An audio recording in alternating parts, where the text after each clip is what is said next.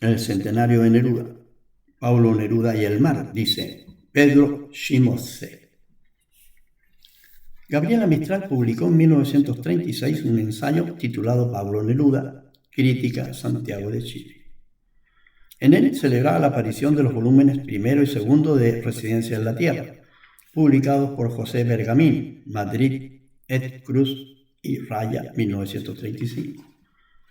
La poeta de Desolación dice cosas importantes y esboza las características esenciales de la poesía de Neruda. Habla, por ejemplo, de esa ráfaga marina asalmuerada con que Pablo Neruda limpia su atmósfera propia, y también de unos espíritus angélicos de la profundidad, como quien dice unos ángeles de caverna o de fondo marino,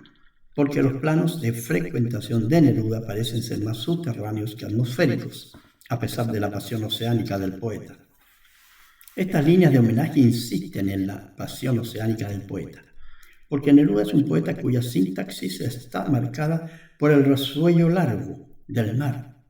todo de furias y olas y mareas vencidas, y barcos, anclas, puertos, naufragios, algas, crustáceos, albatros, caracolas, cetáceos y lentas medusas que flotan por la densa y prolífica imaginería del poeta. Por arte de mar y amor, Neruda se ve a sí mismo desde sus inicios, de pie como un marino en la proa de un barco, rumbo al canto general, los combates políticos, las residencias, las odas elementales, las navegaciones y regresos, los cantos ceremoniales y el memorial de Isla Negra.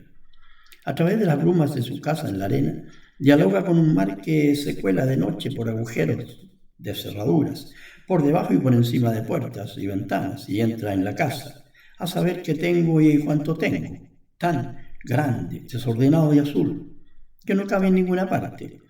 Por eso lo dejaron frente a mi ventana, dice, mientras el mar se posa como un cachalote que abre por primera vez sus infinitos ojos después de beberse la sal de 7 leguas,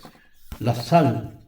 de máxima nobleza en las sonoridades épico-líricas del canto general, 1950. Al proclamarnos, yo estoy aquí para contar la historia, aunque lo hiciera muy a su manera. En esta inmensa ola lo vemos subir muy dignamente hasta las alturas de Machu Picchu, para luego recorrer la historia de su continente desde la llegada de los españoles hasta su propia época, cuando él compondría más de la mitad de su epopeya estando en la clandestinidad, escondido en una serie de casas seguras en la zona central de Chile. Terminado el canto general, su compromiso para con la izquierda y con su pueblo ya le llevaría más bien por el camino de una sencillez mucho más realista en la poesía de las odas. Pero estas ya representan lo que considero ser un cuarto campo en su legado poético. Solo entonces supo relajar la tensión trágica, expresándole sobre toda manera de cosas elementales con ternura y alegría, y con gran finura de humor, rasgo que siempre habría estado presente en el hombre mismo, pero que solo dejó florecer en verso a partir de ciertos versos del Capitán, para luego mostrarse más cumplimentado en todas las 3 colecciones de las odas elementales, 1954, 1956 y 1957, así como después en el extraño y merecidamente conocido Extravagario, 1958. Pero en Extravagario los versos ya se le empiezan a teñir de vez en cuando con algo de aquella melancolía otoñal que sobresaldría en las últimas colecciones de su poesía póstuma. Tengo poemas predilectos en cada uno de estos 4 campos y todos me parecen igualmente ricos, aunque por razones muy distintas. Por esto no me atrevería a decir cuál sea mejor, pero permítanme una sugerencia. Quien desea compenetrarse con las intimidades de su pensamiento, vaya a una colección que no es de las más famosas, por ejemplo, el librito Plenos Poderes, 1962, y leas en ella primero Los Nacimientos y En la Torre, y luego sus 2 poemas de apertura, Deber del Poeta y La Palabra. Todos ellos me parecen poemas clave para abrir las puertas más secretas de su creación poética. En verdad, los 4 grandes ríos de su canto se complementan y complementan gracias a la subterránea continuidad, cuyo secreto reside en algo que dijo el poeta en su discurso de Estocolmo, cuando recibiera el Premio Nobel en 1971. Pienso que la poesía es una acción pasajera o solemne, en que entran por parejas medidas la soledad y la solidaridad, el sentimiento y la acción, la intimidad de uno mismo, la identidad del hombre y la secreta revelación de la naturaleza.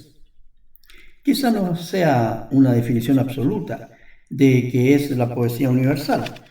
pero la secreta revelación de la naturaleza es ciertamente lo que siempre anima las honduras de su propia poesía. Mientras aquellas tres parejas de elementos contrapuestos parecen asumir todas las polisemias de sus más profundas continuidades, a pesar que no siempre supo mantenerlos en equilibrio perfecto, ni quiso hacerlo. Ora, dejándose ensimismar quizás demasiado en sus propias soledades, ora, dejándose imponer la univocidad del elemento doctrinario casi hasta el punto de la estridencia. El énfasis se le iba y venía según la época entre los dos polos opuestos de la solidaridad, mas el poeta solo se colmaba de laureles cuando ninguna de las dos logró ocultar a la otra. Y luego, ya hacia el final de su vida, la serenidad de su última poesía solidaria nos lograría comunicar una nueva especie de solidaridad más universal y muy humana, la cual cala más hondo que aquella de cualquier compromiso partidario durante su vida más activa. Como Neruda también dijo en aquel discurso, cada uno de mis poemas quiso instalarse como un objeto palpable. Cada uno de mis poemas pretendió ser un instrumento útil de trabajo. Cada uno de mis cantos aspiró a servir en el espacio como signo de reunión donde se cruzaran los caminos, o como fragmentos de piedra o de madera en que alguien, otros, los que vendrán, pudieran depositar los nuevos signos.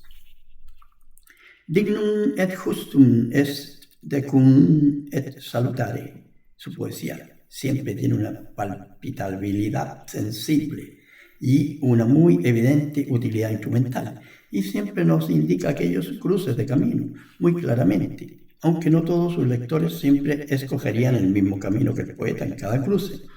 y aunque nuevos signos que él ni vislumbró, quizás nos hayan de indicar otros caminos en futuros siglos. Mientras tanto, sin embargo, yo me quedo muy enriquecido y satisfecho con el legado de su gran osamenta de palabras duras como huesos al aire y a la lluvia, las cuales le fueron conformando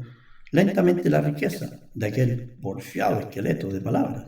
Celebración 2000, 1973, que él nos ha brindado y confiado, dice Pedro Simosé.